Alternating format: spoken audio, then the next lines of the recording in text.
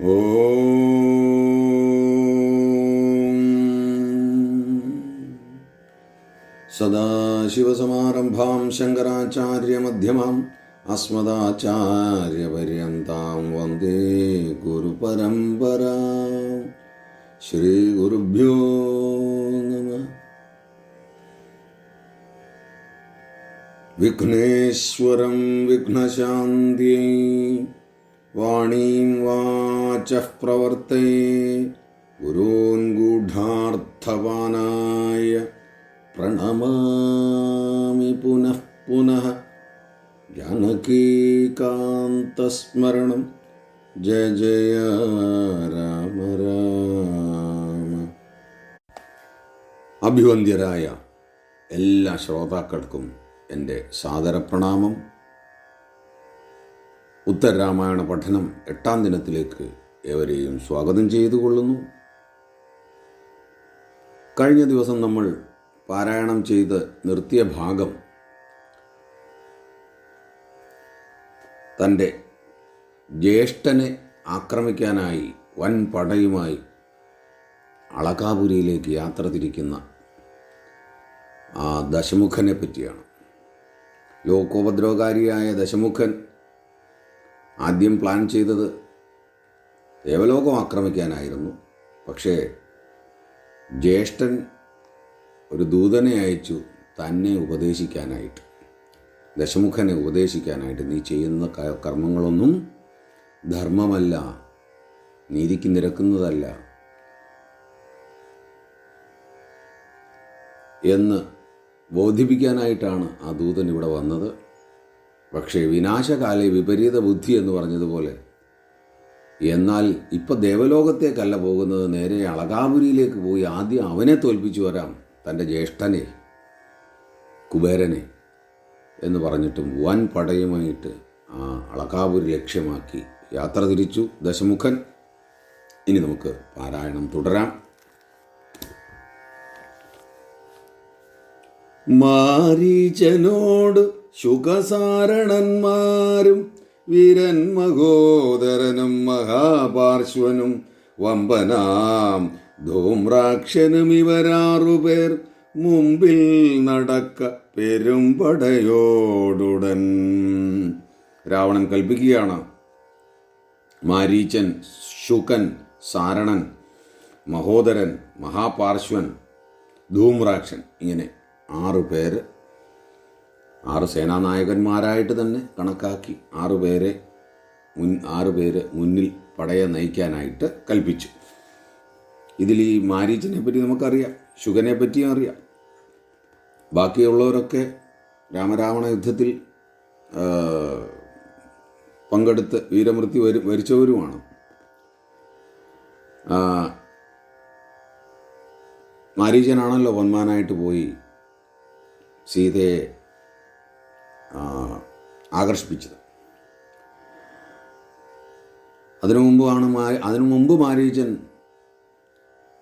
വിശ്വാമിത്രൻ്റെ യാഗം മുടക്കാൻ പോയി. ആ സമയത്ത് രാമദേവൻ യാഗരക്ഷയ്ക്കായി അവിടെ എത്തിയിരുന്നു.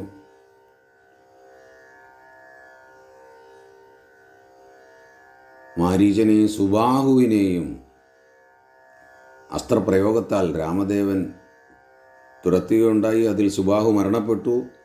മാരീചൻ കടലിൽ പോയി വീണു, അവിടെ നിന്നും രക്ഷപ്പെട്ടു. പക്ഷേ അവസാനം രാമദേവനെ അഭയം പ്രാപിച്ചു, രാമഭക്തനായിട്ട് കഴിഞ്ഞു. പിന്നീട് ആ രാവണൻ്റെ നിർബന്ധപ്രകാരം ആണ് പൊന്മാനായിട്ട് പോയത്. ഈ മാരീചൻ ശൂർപ്പണഖയല്ല, താടകയുടെ മകനുമാണ്. ഏകദേശം ഒരു അമ്മാവൻ്റെ സ്ഥാനമാണ്, ദശമുഖൻ്റെ അമ്മാവൻ്റെ സ്ഥാനമാണ് മാരീചനുള്ളത്. ശുകൻ രാവണൻ്റെ ദൂതുമായിട്ട് ഇവിടെ എത്തിയതായിരുന്നുവല്ലോ. അപ്പോൾ അങ്ങനെ ഓരോ പേരും നമുക്ക് ചിരപരിചിതമാണ്.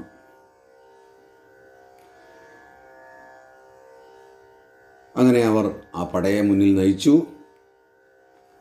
നേരെ ചെന്നളകാപുരി കണ്ടണയും നേരം നിന്ന ധനേശദൂതന്മാരതു കണ്ട് ചെന്നു ധനാധിപൻ തന്നോട് ചൊല്ലിനാർ. കിന്നരാധീശ്വരനും പറഞ്ഞിടിനാൻ. ദശമുഖൻ വലിയ വെള്ളം പോലെ വരന്നു കിടക്കുന്ന ആ പടയുമായിട്ട് അളകാപുരിയിലെത്തിയപ്പോൾ വൈശ്രവണൻ്റെ ദൂതന്മാർ പോയി അദ്ദേഹത്തോട് പറഞ്ഞു, ദശമുഖൻ യുദ്ധത്തിനായിട്ട് എത്തിയിരിക്കുന്നു. അപ്പോൾ കിന്നരാധീശ്വരനും, അദ്ദേഹത്തിന് ധാരാളം പേര് ഈ ബ്രഹ്മാവിൻ്റെ പേര് പോലെ ഉണ്ട്, കാരണം യക്ഷ കിന്നര ഗന്ധർവന്മാരുടെയൊക്കെ അധിപനാണല്ലോ. അദ്ദേഹം പറഞ്ഞു, എന്താണ്? നിങ്ങളവരോടെതിർത്തു പോർ ചെയ്താലും അങ്ങു ഞാനും വരുന്നുണ്ട് യുദ്ധത്തിനായി. നിങ്ങൾ മുന്നോട്ട് പോകൂ, യുദ്ധം ചെയ്യൂ, അവരെ ചെന്ന് ചെറുക്കൂ, ഞാൻ പിന്നാലെ വരുന്നുണ്ട് എന്നതു കേട്ടൊരു യക്ഷമഹാബലം ചെന്നു രക്ഷോബലത്തോടെതിർത്തിടിനാർ. അങ്ങനെ യക്ഷന്മാരും രാക്ഷസന്മാരും തമ്മിൽ യുദ്ധം അവിടെ തുടങ്ങി. യക്ഷരക്ഷോബലം തമ്മിലെതിർത്തപ്പോൾ പ്രക്ഷോഭമായിതു ലോകത്രയം തഥാ. യക്ഷന്മാരും രാക്ഷസന്മാരും തമ്മിലുള്ള ആ യുദ്ധം കൊണ്ട് ലോകത്രയം പ്രക്ഷോഭമായി, 3 ലോകങ്ങളും ഇളകി മറിഞ്ഞു എന്നാണ് പറയുന്നത്. അത്ര ഘോരമായ യുദ്ധമാണ് അവിടെ നടക്കുന്നത്. യക്ഷപ്രവരരോടേറ്റു രക്ഷോബലം നിൽക്കരുതാഞ്ഞു ഭയേന വാങ്ങിടിനാർ. യക്ഷപ്രവരന്മാർ അവരും മോശക്കാരൊന്നുമല്ല, അതിശക്തന്മാരാണ്. അവർ ഈ രാക്ഷസന്മാരോട് എതിർത്തപ്പോൾ രാക്ഷസന്മാർക്ക് പിടിച്ചു നിൽക്കാനായില്ല. അവർ പിന്തിരിയാൻ തുടങ്ങി.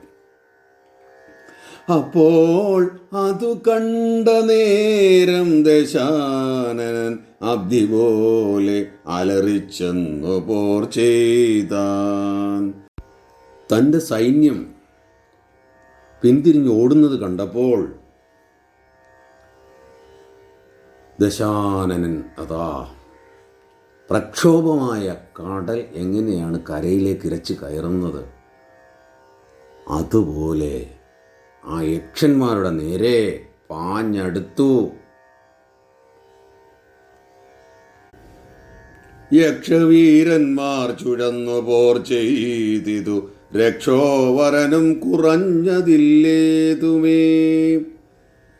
യക്ഷവീരന്മാരും അത്രയൊന്നും പേടിക്കാനൊന്നും പോയില്ല, ദശമുഖനോട് എതിരിട്ടു.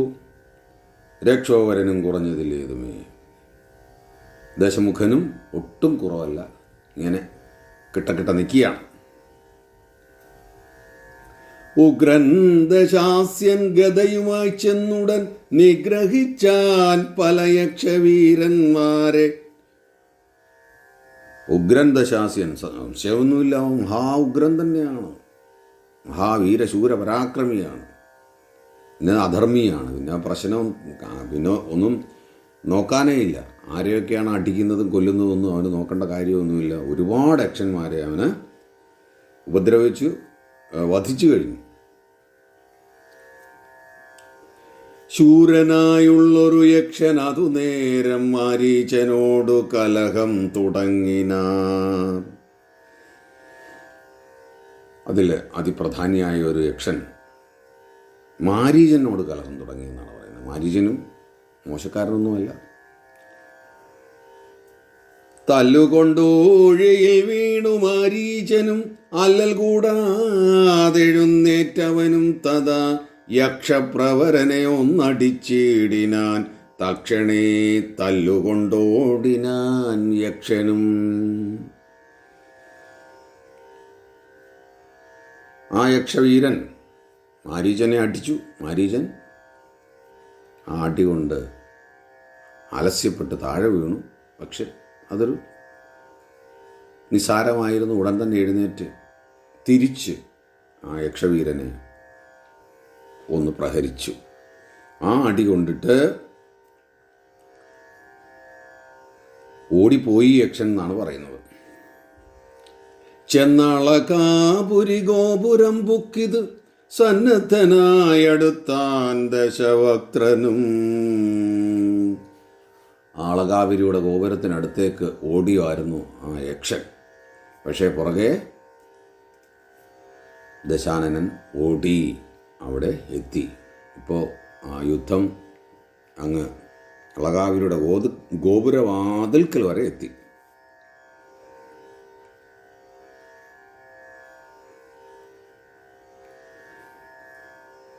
തോരണമൂരി അടിച്ചാനാതു നേരം ഘോരനാം ഭാസ്കര ഭാനുദശാസ്യനെ.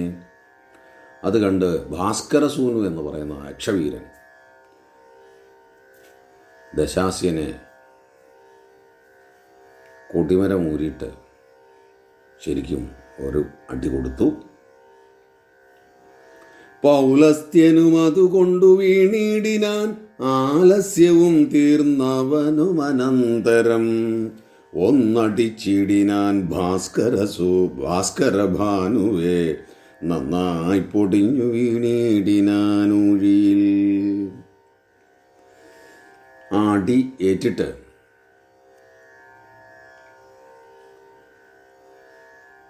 ദശാസ്യൻ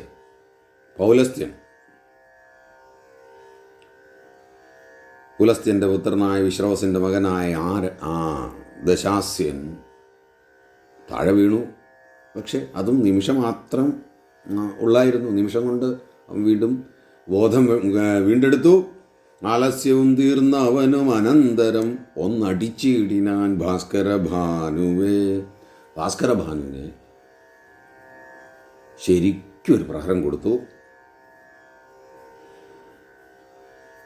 ആ ഭാസ്കരഭാനു അടികൊണ്ട് പൊടിഞ്ഞു വീണു, തകർന്നു പോയി ഭൂമിയിൽ വീണു.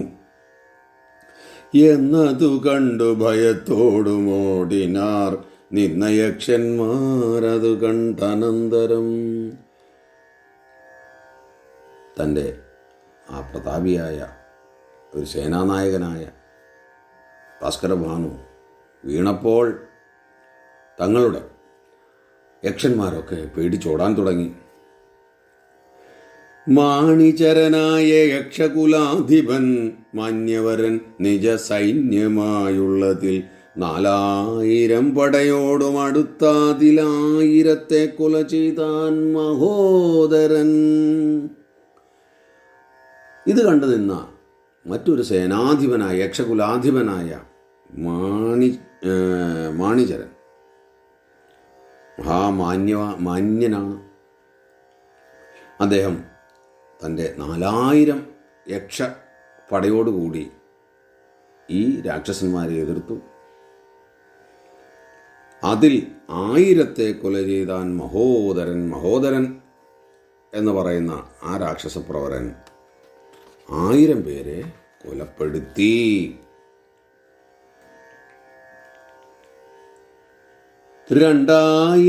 ഒടുക്കിനാൻ മാരീചൻ ഉണ്ടായ കോപാലടുത്തിതു യക്ഷനും.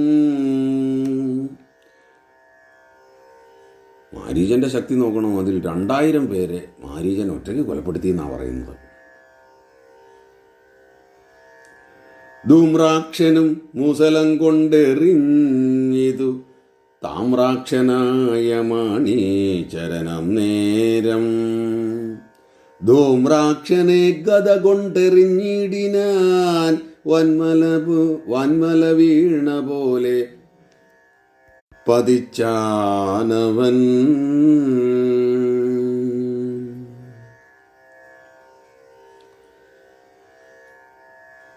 ധൂമ്രാക്ഷനും മുസലം കൊണ്ടെറിഞ്ഞിതു.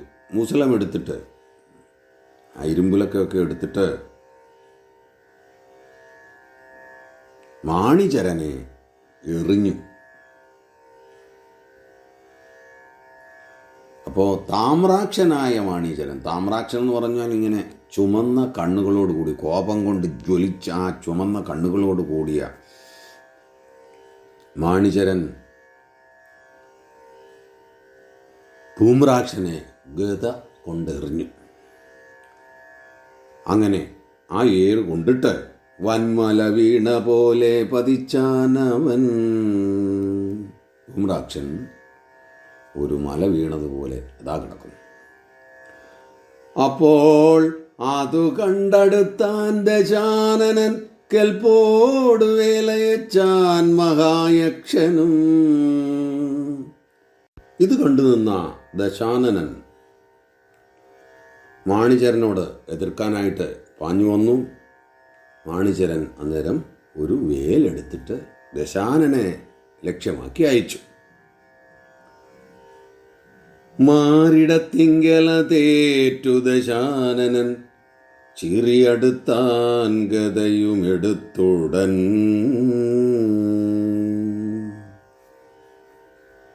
അത് ദശമുഖൻ്റെ നെഞ്ചിൽ പതിച്ചു.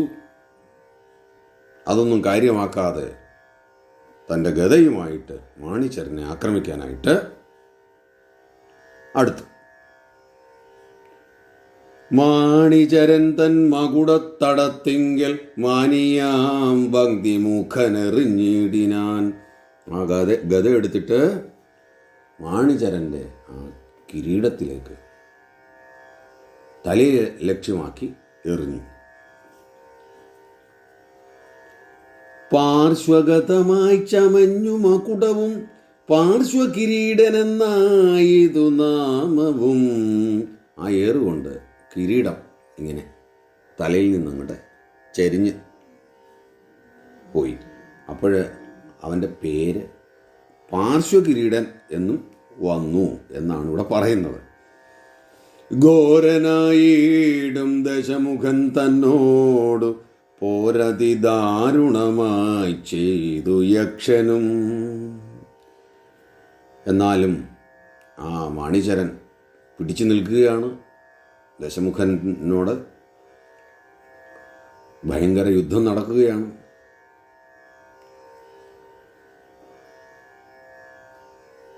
പാരം തളർന്നൊഴിച്ചിടിനാൻ അന്നേരം.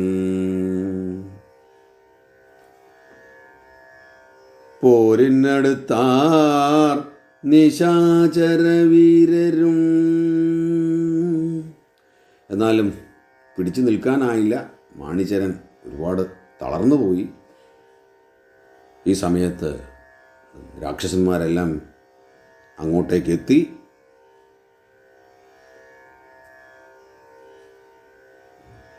തൽക്ഷണേ വൈശ്രവണൻ പുറപ്പെട്ടുടൻ രക്ഷോവരനൊടിവണ്ണമുര ചെയ്താൻ. ആ സമയത്താണ് വൈശ്രവണൻ പുറത്തേക്ക് വന്നത്. എന്നിട്ട് രാവണനോട് ഇപ്രകാരം പറഞ്ഞു. മുന്നം തപസ്സു ചെയ്താർ പലരും അവർ ചെന്നു യമാലയം തന്നിൽ മേവിടിനാർ. പണ്ടും ഇതുപോലെ ഘോര തപസ് ചെയ്ത് അതിപ്രഭാവമുള്ള വരങ്ങളൊക്കെ നേടിയിട്ടുണ്ട്. അങ്ങനെയുള്ളവർ അധർമ്മപ്രവൃത്തി കൊണ്ട് ഇപ്പോൾ ആ കാലപുരിയിൽ കഴിയുന്നുണ്ട്. മുമ്പ് ദൂതനെ പറഞ്ഞയച്ച് ഇദ്ദേഹത്തെ ഉപദേശിക്കാൻ നോക്കി അനുജനെ. ഇപ്പോൾ സ്വയം വന്നിട്ട് അനുജനെ ഉപദേശിക്കുകയാണ്. ഇനിയെങ്കിലും പിന്മാറും എന്ന് കരുതി ദുർവാരമായ വരപ്രഭാവം കൊണ്ടു സർവജനത്തെ ഉപദ്രവിക്കായി കെടോ. ഒക്കെ ശരിയാണ്, നിനക്ക് അതിപ്രഭാവമുള്ള വരങ്ങളാണ് കിട്ടിയിരിക്കുന്നത് എന്ന് കരുതി എല്ലാവരെയും ഉപദ്രവിക്കാമെന്ന് ചിന്തിച്ചിങ്ങനെ അധർമ്മം ചെയ്യുന്നത് ശരിയല്ല കുഞ്ഞേ. ചെയ്ത ദുഷ്കർമ്മ ഫലങ്ങൾ അനേകം നാൾ കൈതവഹീനം അനുഭവിക്കായി വരും. നീ ചെയ്യുന്ന ദുഷ്കർമ്മത്തിൻ്റെ ഫലം അനേകം നാൾ ഗതികെട്ട് അലയേണ്ടി വരും, അതനുഭവിക്കേണ്ടി വരും. ദേഹനാശം വരും മുമ്പേ ഒടുങ്ങും ഈ സാഹസാൽ ചെയ്ത തപസ്സിൻ ഫലമെല്ലാം. ഇത്രയധികം സാഹസത്തോടു കൂടി നീ ചെയ്ത ഈ തപസ്സിൻ്റെ പുണ്യമെല്ലാം മരണത്തിന് മുമ്പേ തന്നെ അനുഭവിക്കേണ്ടി വരും. ദേഹനാശം വരും മുമ്പേ ഒടുങ്ങും.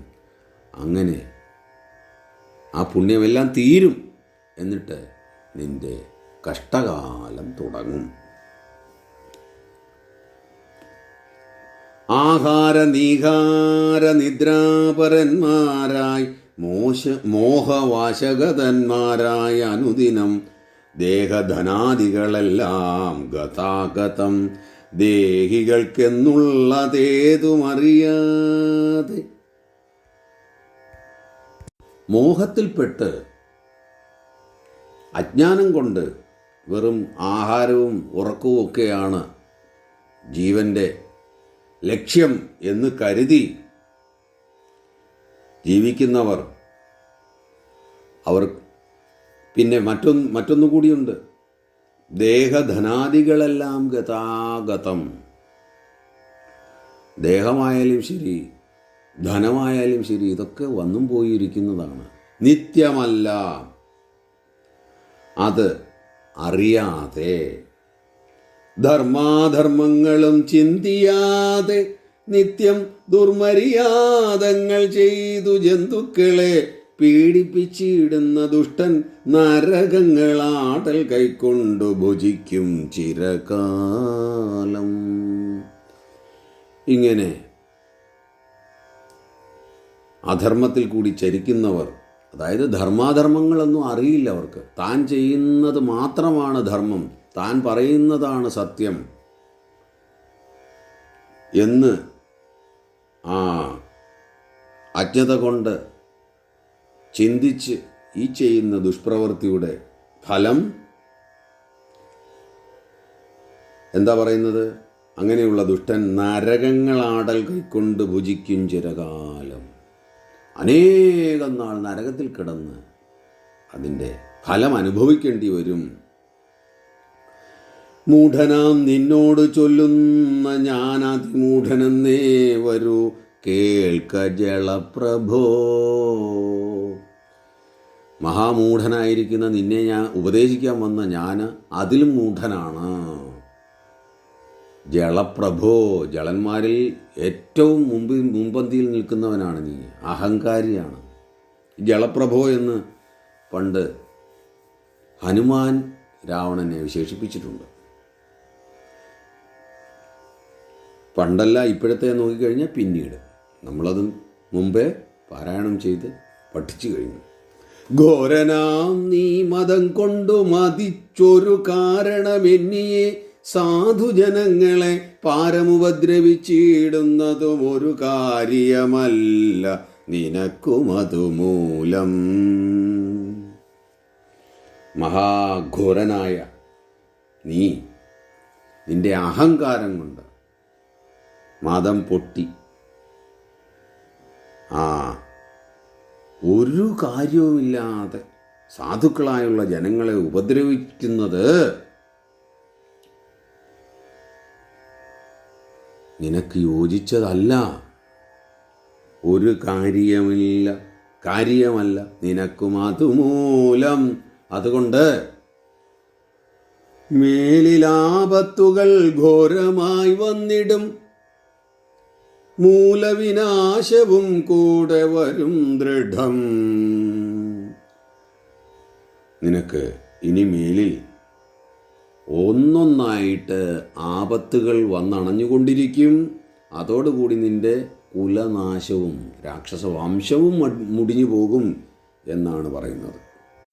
യുദ്ധം പറഞ്ഞു ഗതയുമെടുത്തു സന്നദ്ധനായി ചെന്നണയുന്ന ധനേശ്വരൻ തന്നെ ധീരത കണ്ടു നിശാചരർ നിന്നവർ പേടിച്ചകന്നാനതു നേരം. ഇങ്ങനെ പറഞ്ഞുകൊണ്ട് വൈശ്രവണൻ തൻ്റെ ഗദയും എടുത്തുകൊണ്ട് യുദ്ധത്തിനായിട്ട് ഇറങ്ങി ആ വരവ് കണ്ട് നിന്ന രാക്ഷസന്മാരൊക്കെ പേടിച്ചോടിയെന്നാണ് പറയുന്നത്. സത്വരം ചെന്നു നക്തഞ്ചരാധീശനെ ക്രുദ്ധനായൊന്നടിച്ചാൻ ധനാധീശ്വരൻ. തൻ്റെ അനുജനായ ദശാസ്യനെ ആ ഗത കൊണ്ട് ഒരു പ്രഹരം കൊടുത്തു. തല്ലുകൊണ്ടാശു വിറച്ചു ദശാനനൻ തുല്യനായി നിന്നു പൊരുതാനതു നേരം. തല്ലുകൊണ്ട് ആകെ ആ ശരീരമൊക്കെ ഒന്ന് ഉറച്ചു, എങ്കിലും വീണിട്ടില്ല. ശക്തനായി തന്നെ പൊരുതുകയാണ് തിരിച്ച്. കണ്ടു നിന്നോരു ദേവാദികളേറ്റവും കൊണ്ടാടിനാരഥ രണ്ടു ജനത്തെയും. ദേവന്മാരെ ഇത് ആകാശത്തിൽ വീക്ഷിച്ചുകൊണ്ട് നിൽക്കുകയാണ്. എന്നിട്ട് അവർ പറയുകയാണ്, ഇങ്ങനെയുണ്ടോ യോദ്ധാക്കന്മാർ? രണ്ടുപേരും തുല്യമായിട്ട് നിന്ന് പൊരുതുന്നു, അതും ജ്യേഷ്ഠനും അനിയനും. യക്ഷേശനാഗ്നേയമസ്ത്രം പ്രയോഗിച്ചാൻ രക്ഷോവരൻ വരുണാസ്ത്രേണ മാറ്റിനാൻ. കുബേരൻ ആഗ്നേയാസ്ത്രം പ്രയോഗിച്ചു രാവണനു നേരെ. രാവണനല്ല, ദശാസ്യൻ.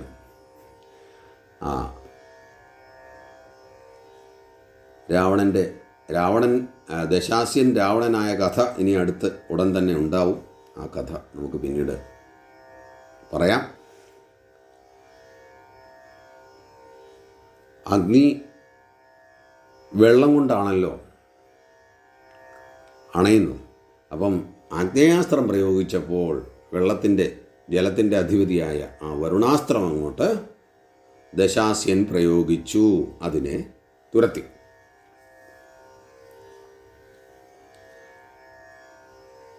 പിന്നെ മായായുദ്ധമാശു ചെയ്യും നേരം കിന്നരാധീശ്വരൻ തന്നെ മോഹിപ്പിച്ചാൻ.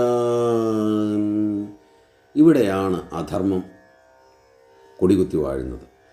നേരെ നിന്ന് പൊരുതാൻ ശക്തി പോരാ എന്ന് വരുമ്പോൾ ഈ രാക്ഷസന്മാർ, അത് ദശാസ്യനായാലും ദശാസ്യൻ്റെ മകനായ മേഘനാഥനായാലും ചെയ്തത് നമുക്കറിയാം. മായായുദ്ധപ്രയോഗം അങ്ങോട്ട് നടത്തും. അപ്പം ആർക്കും ഒന്നും ചെയ്യാൻ സാധിക്കാതെ വരും. ആ മായായുദ്ധത്തിൽ കിന്നരാധീശ്വരനായ ധനതൻ വൈശ്രവണൻ മയങ്ങി വീണുപോയി, മോഹാലസ്യപ്പെട്ട് വീണുപോയി. പൗലസ്ത്യനും നിജബുദ്ധി മറന്നുടന ആലസ്യം ഉൾക്കൊണ്ടു വീണാനവനിയിൽ.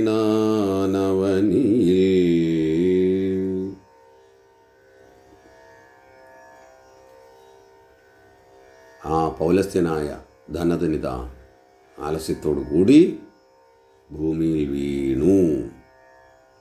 പത്മാദികളാം മുനികൾ ധനതനേക്കൽ പോടെടുത്തുടൻ നന്ദനകാനനെ വച്ചു രക്ഷിച്ചുണർത്തിയിടിനാരന്നേരം.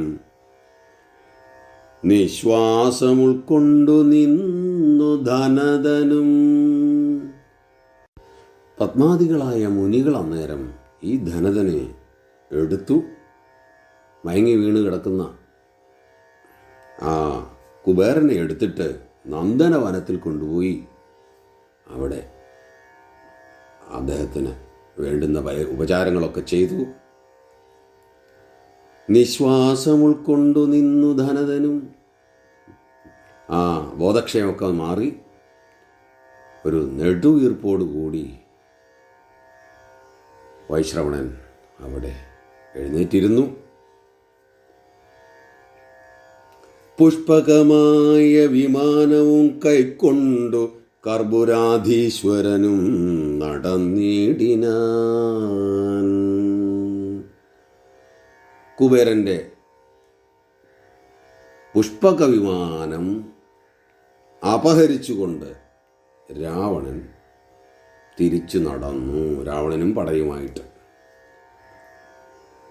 കർപ്പുരാധീശ്വരൻ, രാക്ഷസന്മാരുടെ അധിപൻ, ഈശ്വരൻ ആയ ആ ദശാസ്യൻ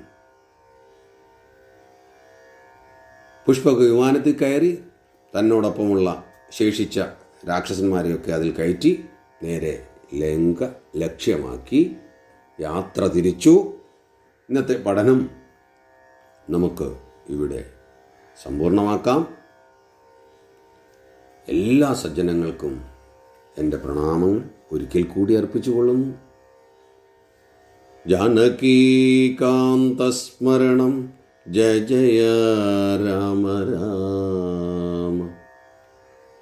ഓം പൂർണ്ണമദഃ പൂർണ്ണമിദം പൂർണ്ണാത് പൂർണ്ണമുദച്യത്തെ പൂർണ്ണസ്യ പൂർണ്ണമാദായ പൂർണ്ണമേവാവശിഷ്യത്തെ. ഓം ശാന്തി ശാന്തി ശാന്തി.